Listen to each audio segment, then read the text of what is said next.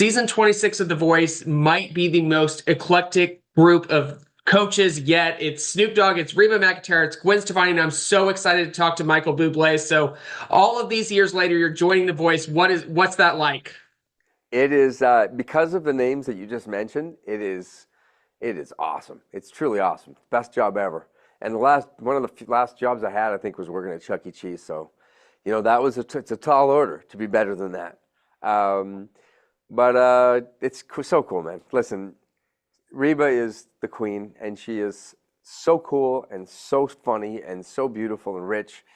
And Gwen is just incredible, sophisticated, intelligent woman who pretends that she doesn't know what she's doing, but she is way too smart and way too intuitive and understands music in such a deep way. And then there's Snoop, who is he's just a really kind, beautiful soul who is monstrously talented. I think has changed. I think he's one of the most important figures in music, to be honest. I mean, he has literally changed a genre of music, and together we're a family. We're a family that loves each other, and we really do. And every day, it is a joy. None of us can wait to get to work, and part of it is having each other's backs, and the other part is that these contestants, these artists, we were them. We remember. We know what it was like to be them. We know that how brave it is to be in that position, how hard it is to get there, how badly they want it, and we're in this position where we're not judges, we're mentors. We're coaches that hopefully can impart our experience, our passion, and help them to reach their goal. And there's nothing as fulfilling, I think, at this point in all our careers, as the ability to advocate for somebody else. It really is. What you just mentioned, I think, is so important for audiences to know about The Voice. You guys are coaches. You are their biggest fans and supporters. You're not judges. You're not the Simon Cowell that wants to tear them down and Yeah. get the audiences ramped up. Is that what drew you to The Voice and wanting to be these big super fans for these people? Absolutely, man. I don't think I could have or would have done another program of this ilk. Look at when we break it down. I'm not being falsely modest. They are almost all better singers than I am. I don't want to speak for the other coaches, but if I could, I would just lip sync to them in my concert tours. They're awesome, and I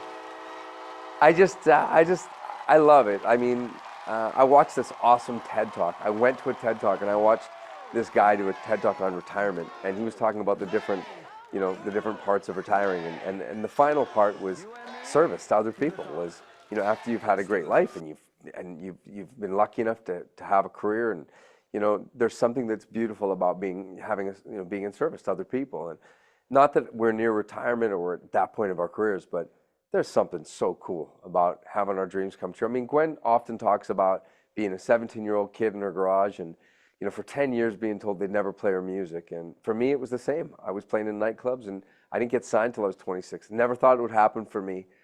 And now to look out there and to see this artist, this young person who is going through the same thing, it is so easy to empathize with them and to want to be there for them. That it's a beautiful story. And by the way, I'll tell you the truth. Whether these contestants end up, going further in the contest, or if it's not their day, we don't just quit on them.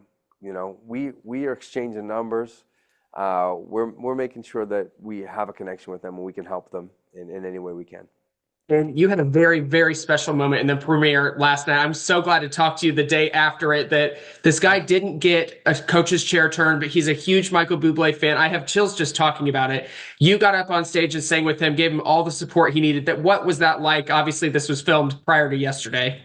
Yeah, I didn't see, and it's funny. I won't watch. I don't think I'll ever see an episode. I don't want it to ever affect me.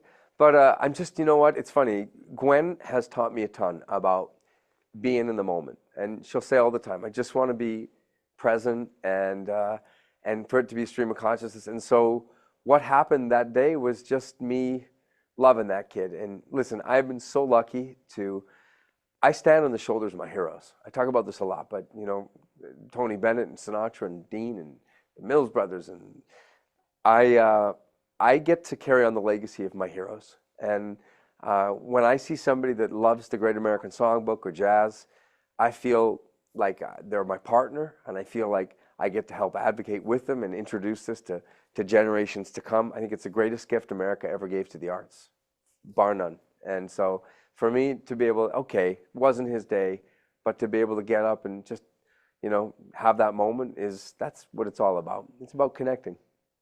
We, all audiences around the world, love your music, whether it's wedding anthems, whether it's on the radio, Haven't Met You Yet, everything. You have a greatest hits album coming out. What is that like, finally getting all your hits together, plus some new music?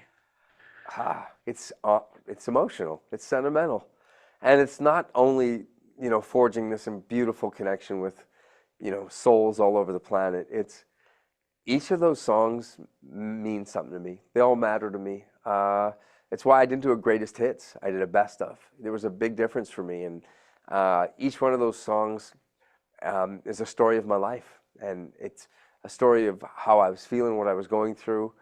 Falling in love with my wife, having children, going through deep lows, and then just the people I worked with, the producers, Phil Ramone, Tommy LaPuma, guys that we've lost now, but were the greatest producers on the planet. David Foster, Bob Rock, Umberto Gatica, the musicians, the arrangers, Jerry Hay doing Spider-Man, or John Clayton Jr., arranging hard. There's just so many moments, and it takes, as you know, even in in your career, I am sure you could wax poetic for hours about how many people had to love you, give you a chance, give you advice, take time out of their busy schedules just to love on you and, to help you get to where you are today. Because that's what it takes. It takes an army.